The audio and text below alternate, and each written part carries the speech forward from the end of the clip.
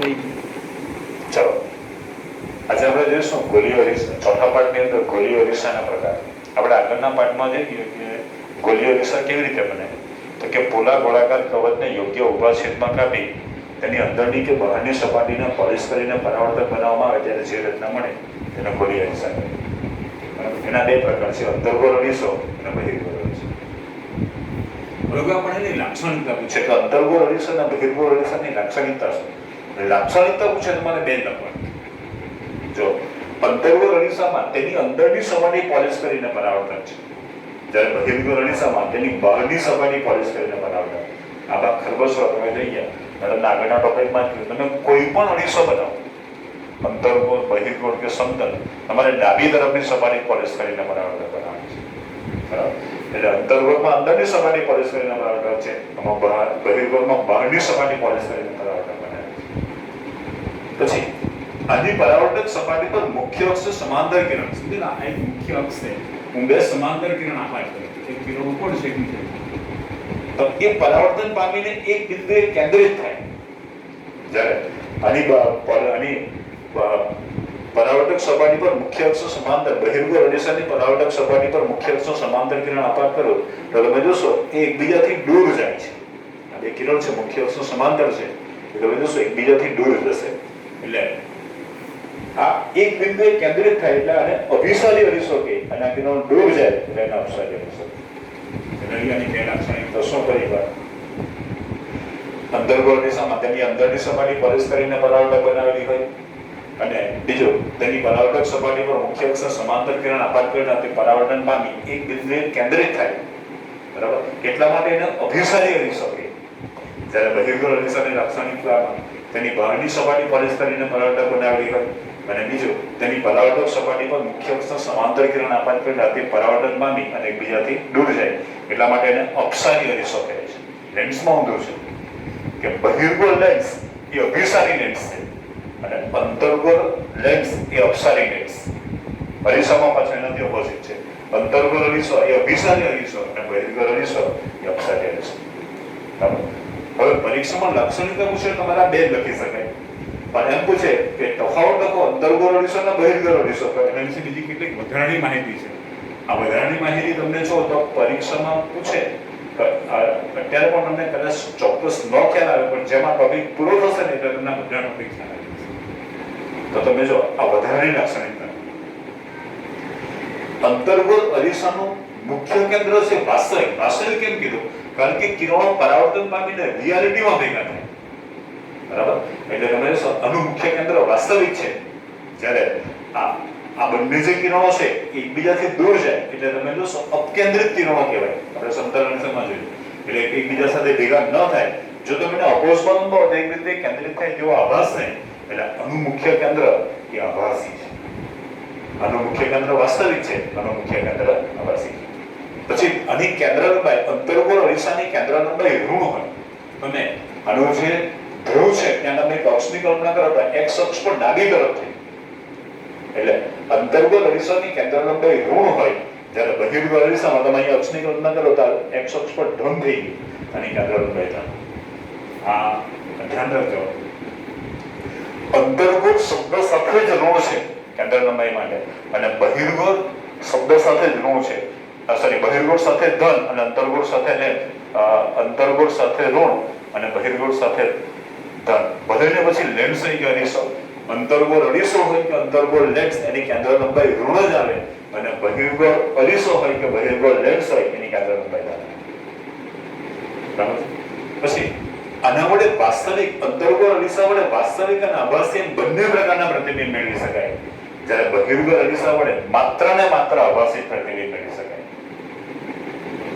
પછી અંતર્ગોળ અરીસા વડે વસ્તુના કદ કરતા નાના અને વસ્તુના કદ કરતા મોટા એમ બંને પ્રકારના પ્રતિબિંબ મળે, જ્યારે આના વડે રચાતું પ્રતિબિંબ આભાસી અને વસ્તુના કદ કરતા નાનું જ હોય.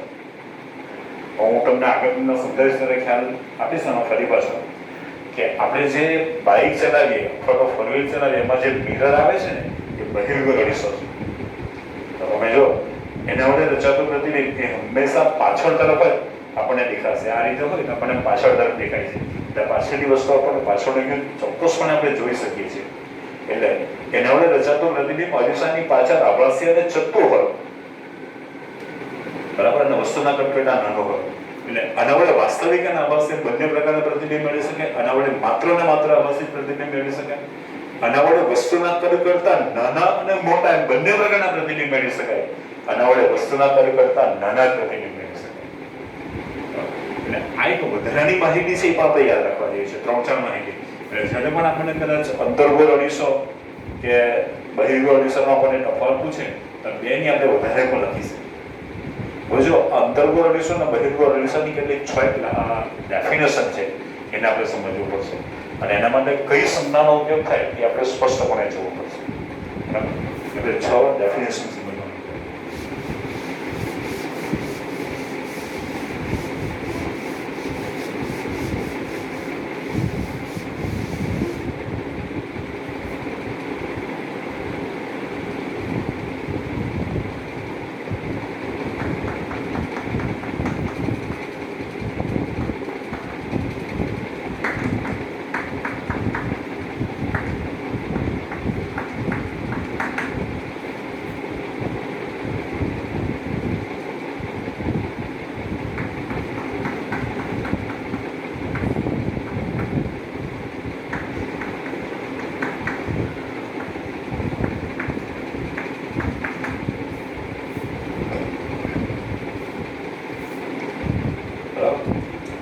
પહેલું છે વક્રતા કેન્દ્ર.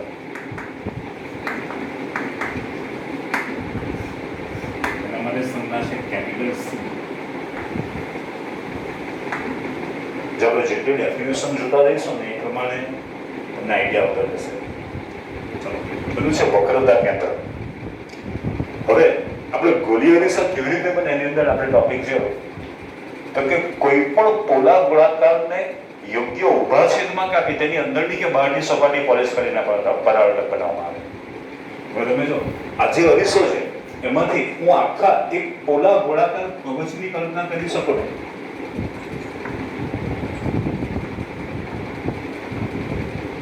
મેં તમને કેમ કીધું હતું કે કાચમાંથી બનાવેલો કાચ ફૂટબોલ છે કે જે કાચમાંથી બનાવેલો છે, જે અંદરથી કેવો છે પોલો. આખી આપણે શેની કલ્પના કરી શકીએ? પોલા ગોળાકાર કવચ. એ અંતર્ગોળમાંથી પણ શક્ય બને અને બહિર્ગોળમાંથી. સમજી લો આ બહિર્ગોળ અરીસો છે એટલે કે એની બહારની સપાટી પોલિશ કરીને પરાવર્તન. તો આખા તમે આમાંથી ગોળાની કલ્પના કરી શકો. આ અંતર્ગોળ છે તો આખા તમે પોલા ગોળાકાર કવચની કલ્પના. આ ધ્યાન રાખજો, તમે વર્તુળ સમજવાની ભૂલ નહીં કરતા છોકરાઓ. સપોઝ આ અરીસો છે તો આપણે આખા એક પોલા ગોળાકાર કવચની કલ્પના, આખી એક ફૂટબોલની કલ્પના કરી શકીએ છીએ કે જે કાચમાંથી બનાવેલું છે. બરાબર, તો જે વક્રતા કેન્દ્ર એટલે શું? ખરેખર ગોલીય અરીસો જે કલ્પિત, આપણે કલ્પના કરી છે, ગોલીય અરીસો જે કલ્પિત પોલા ગોળાકાર કવચના ભાગરૂપે હોય તે પોલા ગોળાકાર કવચના કેન્દ્રને વક્રતા કેન્દ્ર સી કહે છે. દરેક ગોળો હોય તો એનું કેન્દ્ર માત્ર ને માત્ર એક જ હોય અને વક્રતા કેન્દ્ર શું કહેવામાં આવે છે? સી. ખ્યાલ આવી ગયો? ખરેખર ગોલીય અરીસો જે કલ્પિત પોલા ગોળાકાર કવચના ભાગરૂપે હોય તે પોલા ગોળાકાર કવચના કેન્દ્રને વક્રતા કેન્દ્ર સી કહે છે. પછી બીજું છે વક્રતા ત્રિજ્યા. એના માટે સંજ્ઞા છે કેપિટલ આર. છોકરાઓ ધ્યાન રાખજો, આ જે સંજ્ઞા છે ને એ બહુ જ મહત્વની છે. તમારા મગજમાં આર આવે એટલે વક્રતા કેન્દ્ર સી, સોરી વક્રતા ત્રિજ્યા, સી આવે એટલે વક્રતા કેન્દ્ર. આ ચોક્કસ ખબર પડી જે વક્રતા ત્રિજ્યા. આની આ ડેફિનેશન છે. ગોલીય અરીસો જે કલ્પિત પોલા ગોળાકાર કવચના ભાગરૂપે હોય તે પોલા ગોળાકાર કવચની ત્રિજ્યાને તમે કોઈ પણ જગ્યાએ લઈ શકો. આ કોઈ પણ જગ્યાની ત્રિજ્યા લઈ શકો. ગોલીય અરીસો જે કલ્પિત પોલા ગોળાકાર કવચના ભાગરૂપે હોય તે પોલા ગોળાકાર કવચની ત્રિજ્યાને વક્રતા ત્રિજ્યા આર કહે અને એનું કેન્દ્ર હોય એને વક્રતા કેન્દ્ર સી કહે. ચોક્કસ ખબર પડી ગઈ. કેપિટલ આર એટલે શું, કેપિટલ સી એટલે શું, આ તમને ચોક્કસ ખબર પડી છે.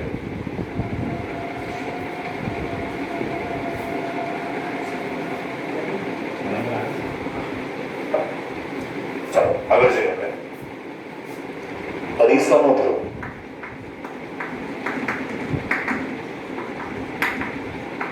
જેને આપણે અંગ્રેજીમાં પોલ કહીએ, કેપિટલ P. એક મિનિટ શું કરો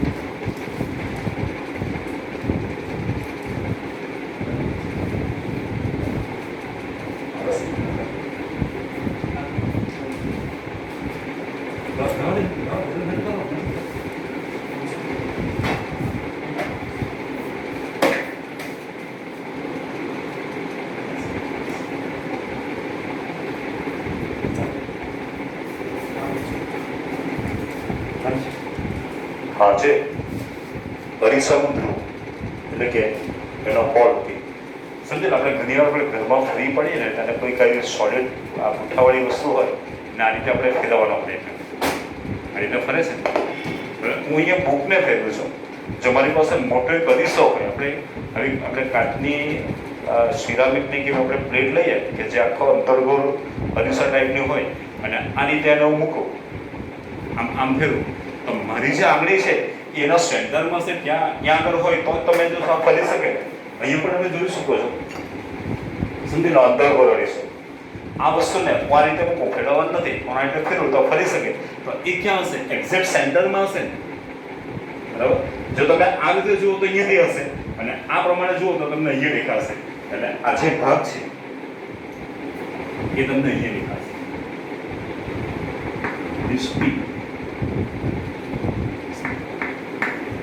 ગોલીય અરીસાના મધ્યબિંદુને અરીસાનો ધ્રુવ કહે છે. મધ્યબિંદુને એક્ઝેક્ટ અહીંયા આવશે અને આમ જુઓ તો અહીંયા આવશે, બરાબર. અને સામેથી જોશો તો અહીંયા ગોલીય અરીસાના મધ્યબિંદુને અરીસાનો ધ્રુવ, બરાબર છે. એટલે આ P થઈ ગયું, C થઈ ગયું અને ત્રીજા લખ્યા. ચાલો પછી આવશે મુખ્ય કેન્દ્ર. અનુસંધાન છે કેપિટલ F.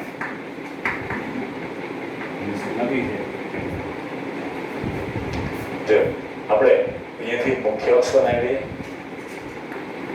અહીંયા પણ એક મુખ્ય અક્ષ બનાવીએ. ચાલો, ગોલીય અરીસાની પરાવર્તક સપાટી પર મુખ્ય અક્ષને સમાંતર કિરણ આપાત કર્યું. જે આપણે લાક્ષણિકતામાં લીધું છે એની જ વસ્તુ.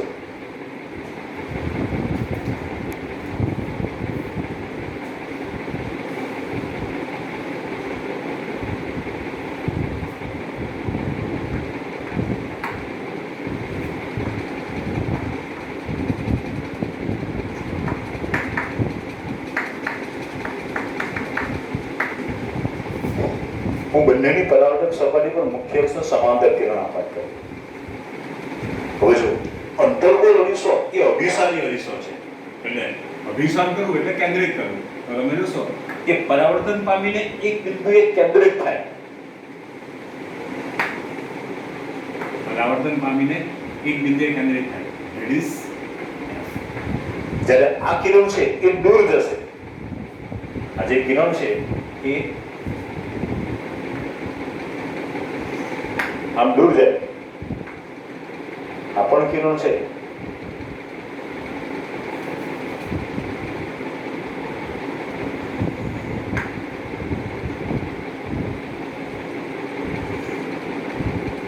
એ પરાવર્તન પામીને દૂર જશે. પણ દૂર જતો કિરણ જો તમે એને અપોઝમાં લંબાવો તો એક બિંદુએ કેન્દ્રિત થાય તેવો આભાસ થાય.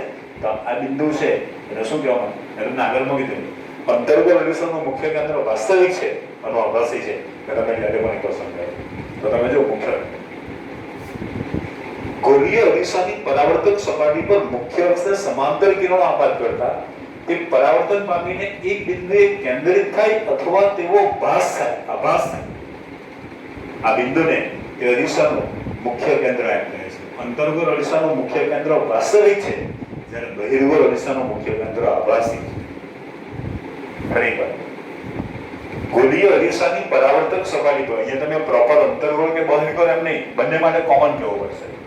ગોલીય અરીસાની પરાવર્તક સપાટી પર મુખ્ય અક્ષ સમાંતર કિરણ આપાત કરતા તે પરાવર્તન પામીને એક બિંદુએ કેન્દ્રિત થાય અથવા તેવો ભાસ થાય, આ બિંદુને તે અરીસાનું મુખ્ય કેન્દ્ર F કહે છે. જો આપણી પાસે ચાર સંજ્ઞા થઈ, વક્રતા કેન્દ્ર એટલે કેપિટલ C, વક્રતા ત્રિજ્યા એટલે કેપિટલ R, અરીસાનો ધ્રુવ એટલે પોલ કેપિટલ P અને મુખ્ય કેન્દ્ર એટલે કેપિટલ F. ચાલો હવે છે કેન્દ્ર સ્મોલ કેન્દ્ર, કેપિટલ F એટલે મુખ્ય કેન્દ્ર અને સ્મોલ F એટલે કેન્દ્ર ફોકલ લેન્થ. ગોળીય અરીસાનો મુખ્ય કેન્દ્ર F અને ધ્રુવ P વચ્ચેનું જે ડિસ્ટન્સ છે, વચ્ચેનું જે અંતર છે એને શું કહેવામાં આવે છે? કેન્દ્ર લંબાઈ સ્મોલ F. અહીંયા પણ તમે જો આ P અને F વચ્ચેનું ડિસ્ટન્સ થઈ ગયું એટલે શું કહેવાશે? આને કેન્દ્ર લંબાઈ. અરીસાનું ધ્રુવ P અને મુખ્ય કેન્દ્ર F વચ્ચેના અંતરને તે અરીસાની કેન્દ્ર લંબાઈ. અંતર્ગોળ, જો તમે અહીંયા અક્ષની કલ્પના કરો તો આ ડાબી બાજુએ થાય એટલે અંતર્ગોળ અરીસાની કેન્દ્ર લંબાઈ ઋણ થાય, જ્યારે બહિર્ગોળમાં આ જમણી બાજુએ થાય એટલે આની કેન્દ્ર લંબાઈ. બરાબર? એટલે જો એક નવી સંજ્ઞા ઉમેરે, કેન્દ્ર લંબાઈ સ્મોલ F અને થઈએ 1 2 3 4 અને દર્પણ.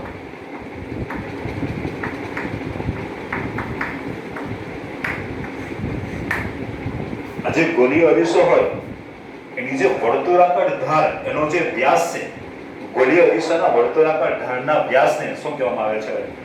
અરીસાનું દર્પણમુખ. એટલે આનું દર્પણમુખ કહી શકાય. આ જે વ્યાસ છે એનું શું કહેવાશે? ચોક્કસ ખબર પડી ગઈ. વક્રતા કેન્દ્ર, વક્રતા ત્રિજ્યા, અરીસાનું ધ્રુવ, મુખ્ય કેન્દ્ર, કેન્દ્ર લંબાઈ અને દર્પણમુખ. આના માટે સંજ્ઞા ધ્યાન રાખજો. સ્મોલ F એટલે શું? કેપિટલ R એટલે શું? કેપિટલ C એટલે શું? કેપિટલ F એટલે શું? P એટલે શું? ચોક્કસ ખબર પડી ગઈ. બરાબર? આ સમજાવવાની જરૂર નથી. જો આ વ્યાખ્યા આવડી ગઈ તો તમને લેન્સની બધી જ વ્યાખ્યાઓ છે એ સરળતાથી આવડી શકે. બરાબર? ફરી એકવાર તમે સમજાવી દઉં, તમે કહો તો એકવાર સમજાવી દો, અથવા તમને 30 સેકન્ડનો સમય આપો ત્યારે જોઈ લો.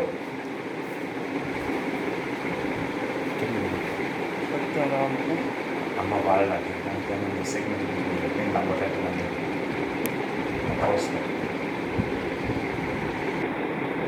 ચાલો હવે આપણે જોવાનું છે કે અંતર્ગોળ અને બહિર્ગોળ અરીસા વડે આપણે વસ્તુને અરીસાની સામે જુદા જુદા અંતરે મૂકી અને એના પ્રતિબિંબ મેળવવાના છે.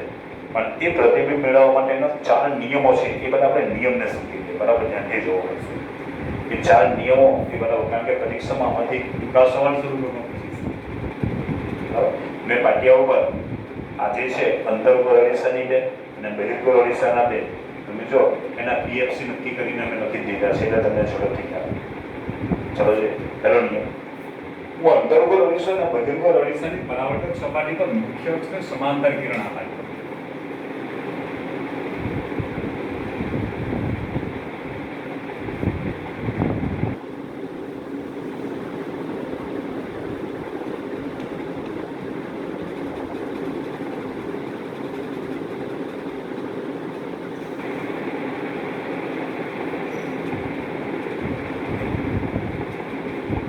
આવડે છે કલાકૃતિ બનાવો કે નિયમો બનાવો ત્યારે દિશા છે બહુ ધ્યાનથી જો બંનેની પરાવર્તક સપાટી પર મુખ્ય અક્ષને સમાંતર કિરણ આપાત કર્યા. આપણે આગળ જોઈ ગયા છીએ એ પ્રમાણે આ અભિસારી અરીસો છે એટલે પરાવર્તન પામી અને શેમાંથી પસાર થાય?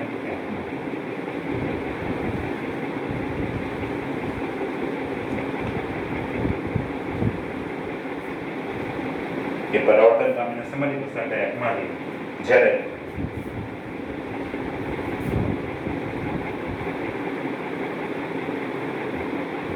આ અપસારી અરીસો છે એટલે દૂર જાય, પણ આ કિરણ ગમે દૂર નહીં જાય.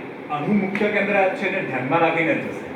એટલે આ જે કિરણ છે એ પરાવર્તન પામીને આમ દૂર જશે, પણ કોને ધ્યાનમાં રાખીને જાય? આના મુખ્ય કેન્દ્ર.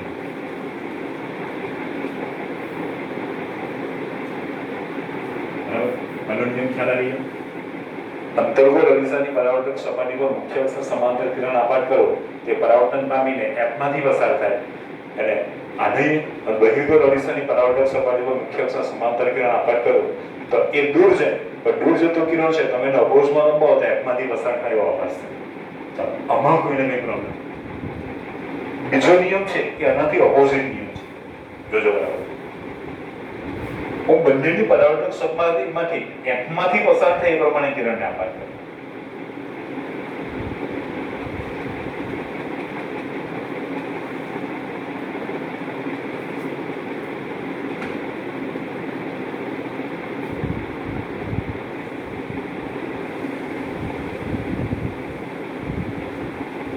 અરીસાની પાછળ આવે એટલે આપણે તો તમે બતાવો પડશે. બંનેમાં તમે જુઓ, બંનેની પરાવર્તક સપાટીમાંથી એકમાંથી પસાર થાય એ પ્રમાણે અરીસાની પરાવર્તક સપાટી પર હું કિરણને આપાત કરું. શું થશે તમે આઈડિયા દોડાવી શકો? તમારી કમ્પેરિઝન કરો એટલે તમને તરત જ આઈડિયા આવી જશે. આ બંને ઓપોઝિટ ફિગર છે, બરાબર? ધ્યાનથી બરાબર. જો પેલામાં મુખ્ય અક્ષ સમાંતર એકમાંથી સ્વાભાવિક છે એકમાંથી પસાર થાય તો એ કેવું કિરણ કેવું બની જશે? મુખ્ય અક્ષને સમાંતર બને. આ પણ કેવું બની જશે? મુખ્ય અક્ષને સમાંતર.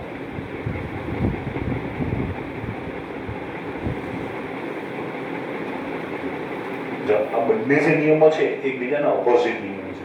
દિશા બતાવો, તમે કોઈ પણ એરો બતાવો ને ત્યારે દિશા. હા, બીજું ઘણા ખરા બાળકોનો હું જોઉં છું, તમે કોઈ જગ્યાએ વસ્તુ બતાવો ને તો આ રીતે એને પણ ટોપી પહેરાવો. ટોપી નથી પહેરાવો.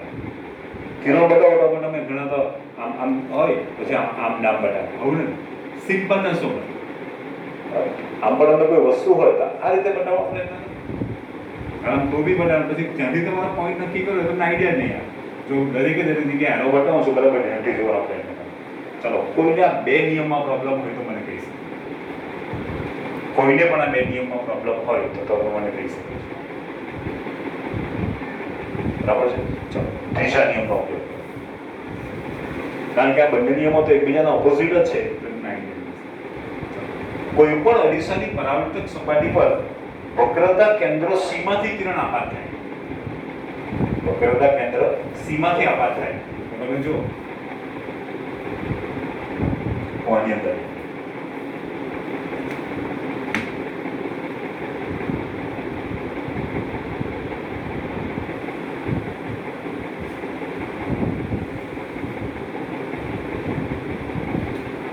બે અંતર્ગોળ અરીસાની પરાવર્તક સપાટી પરથી કોઈ કિરણ આવે છે સીમાથી પસાર થાય એ રીતે અરીસા પર અટકે.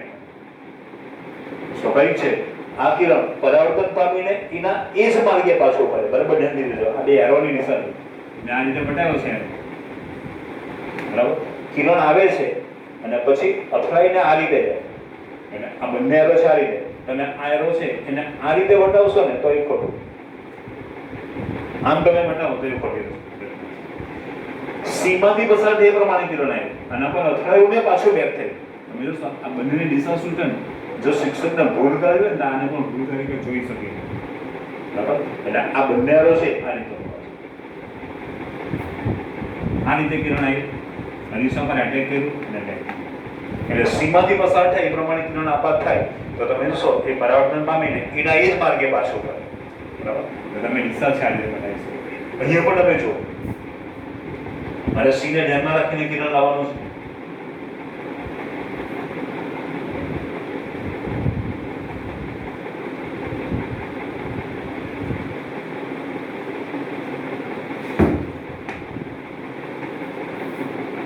આ રીતે કિરણ આવે છે કે આ વક્રતા કેન્દ્ર સીને ધ્યાનમાં રાખીને આવે તો એ પરાવર્તન પામી અને ફરી પાછું એના એ જ માર્ગે પાછું ફરી. બરાબર? એક આ નિયમ છે અને એક આ નિયમ છે.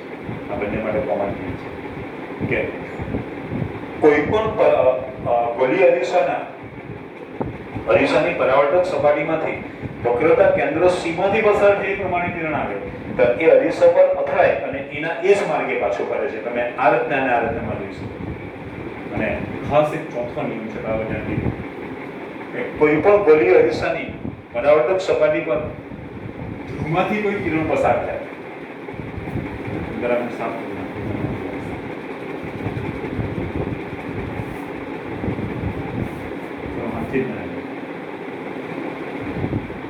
આ કિરણ ધ્રુવ પર આ રીતે આ એક કોણે આપાત થાય.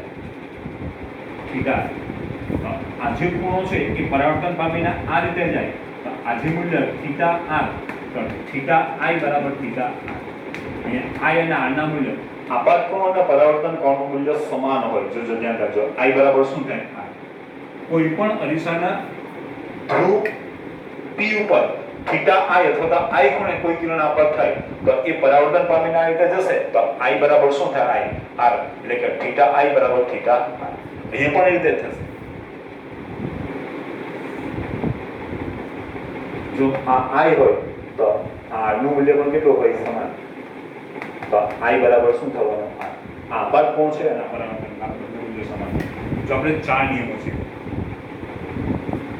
કોઈ પણ અંતર્ગોળ અરીસાની પરાવર્તક સપાટી પર મુખ્ય અક્ષ સમાંતર કિરણ આપાત કરું તો પરાવર્તન પામીને એફમાંથી પસાર થાય બહિર્ગોળની પરાવર્તક સપાટી પર મુખ્ય અક્ષ સમાંતર કિરણ આપાત કરું તો એ દૂર જાય પણ દૂર જતું કિરણ એફમાંથી ધ્યાનમાં રાખીને જશે પછી ઓપોઝિટ નિયમ બને એફમાંથી પસાર થાય એ પ્રમાણે કિરણ આવે અંતર્ગોળમાં તો એ પરાવર્તન પામીને મુખ્ય અક્ષ સમાંતર થાય અહીં પણ હવે જો બે સાફ થઈ ગયું છે કે આ રીતે આપાત થાય તો પરાવર્તન પામીને મુખ્ય અક્ષ સમાંતર બીજું વક્રતા કેન્દ્ર સીમાથી પસાર થાય તો કિરણ એના એ જ માર્ગે પાછું ફરે એટલે આપાત કિરણ અને પરાવર્તિત કિરણ એ તમે જોશો બંનેનો માર્ગ એક જ છે પણ બંને દિશા કે સજ્જની જુદી અહીંયા પણ તમે જોશો ધ્રુવ કરેલો તો પણ સાફ થઈ ગયું છે એ ક્યારે અને ચોથો નિયમ છે કે અરીસાનો ઓપ્ટિકલ સેન્ટર અરીસાનો ધ્રુવ પી ઉપર જો તમે આઈ ખૂણે કોઈ કિરણ આપાત કરો તો પરાવર્તન પામીને એ દૂર જશે પણ આઈ બરાબર શું થાય આ થીટા આઈ બરાબર શું થવાનું થીટા જો અહીંયાથી મને ટૂંકો સવાલ નીકળે ચાર નિયમો છે એથી મને ટૂંકો સવાલ નીકળે છે સમજી લો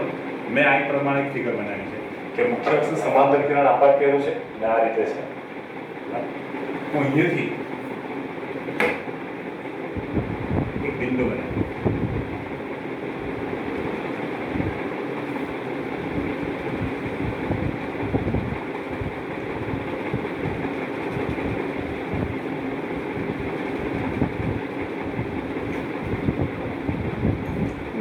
સબ કરી નાખો આ ક્વેશ્ચન હું બહિર્ગોળ માટે બનાવશો તમે અંતર્ગોળ માટે બનાવી શકો છો સમજી લો મને આ ખૂણો આપ્યો છે 25 આ એંગલ કેટલો થીટા બરાબર થાય અને આ એંગલ આટલો એંગલ શોધવો છે બોલો અત્યારે જે ચાલેલા એ નિયમનો ઉપયોગ કરો બરાબર ધ્યાન દીધું મને આ બે કિરણો છે વચ્ચેનો એંગલ આપી દીધો છે 25 અહીંયા તમે જો આ જે કિરણ છે મુખ્ય અક્ષ સમાંતર છે એ પરાવર્તન પામીને દૂર જાય અને આ જે બીજું કિરણ છે ઓપ્ટિકલ સેન્ટર સીમાંથી પસાર થઈ એટલે જો મારે દિશા બતાવી તો આ પ્રમાણે બનશે અહીંયા આપણે જે ચોથો નિયમ છે જો હતો એ બરાબર ધ્યાન દીધું કે હું અહીંયા થીટા આઈ ખૂણે આપાત કરું તો આ થીટા આઈ બરાબર થીટા અથવા આપાત કોણ બરાબર શું થવાનું પરાવર્તન બરાબર બંને આના મૂલ્ય સમાંતર બરાબર ધ્યાન દીધું આ જે બિંદુ છે એ તમે પી ની કલ્પના કરી આ પ્રમાણે બની જાય બરાબર તો આ જે છે આઈ હોય આ બરાબર શું થવાનું આ બંને એંગલ સરખા થવાના બરાબર તમે જો આ આઈ છે એ આ બંને ખૂણા સરખા થવાના ને આઈ બરાબર કેટલા થવાના 25 અંશ તો આ બરાબરમાં 25 અંશ જ થાય તો થીટા બરાબર કેટલા થાય 25 ધ્યાન રાખજો આવો કોઈ સવાલ આપણને પૂછે ને પરીક્ષામાં તમે આ જ ખૂણાને આગળ લંબાવો તો આ 25 અંશ જ થવાના આના આ બરાબર થશે ને તો માટે વિચારો તો તમે થઈ શકે કે તમને ગણિતની અંદર અનુકોણ ને અભિકોણ ને યુગ્મ કોણ એના આધારે સવાલ છે એના પરથી બનાવી શકે આ તો મારા પેટમાં એક પ્રશ્ન આવ્યો કે જો આ રીતે આપણે ક્વેશ્ચન પૂછે તો મારો પેપર છે પૂછાય બરાબર ફરી એકવાર જો આપણે આ એકદમ 25 અંશનો આપેલો છે તો આપણે અહીંયા આઈ બરાબર 8 થવાનું તો અહીંયા આપણે અહીં મુખ્ય અક્ષ બનાવ્યો તો અહીંયા આપણે મુખ્ય અક્ષની કલ્પના અહીંયા પણ કરી શકાય અહીંયા જે આ આઈ ખૂણે આપાત થયું તો બરાબર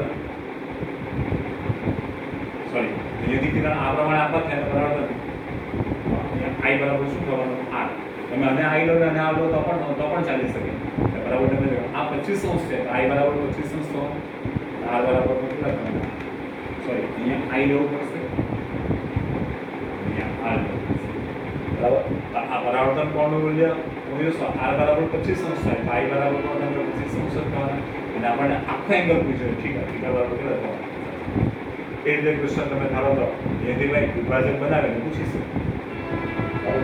ખ્યાલ આવી ગયો? 4 નિયમો ચોક્કસ. આપણે આ પાર્ટ પાંચમા પાર્ટની અંદર અંતર્ગોળ અને બહિર્ગોળ અરીસા વડે જે પ્રતિબિંબ મેળવવાના છે એ આપણે પ્રતિબિંબ કરીશું. આ અત્યાર સુધીના ટોપિકમાં ખ્યાલ આવ્યો. થોડોક લાંબો ટોપિક બની ગયો છે પણ શાંતિથી ધ્યાનથી જોઈને પછી બુકમાં સમજવાનો પ્રયત્ન કરશું એક આઈડિયા પછી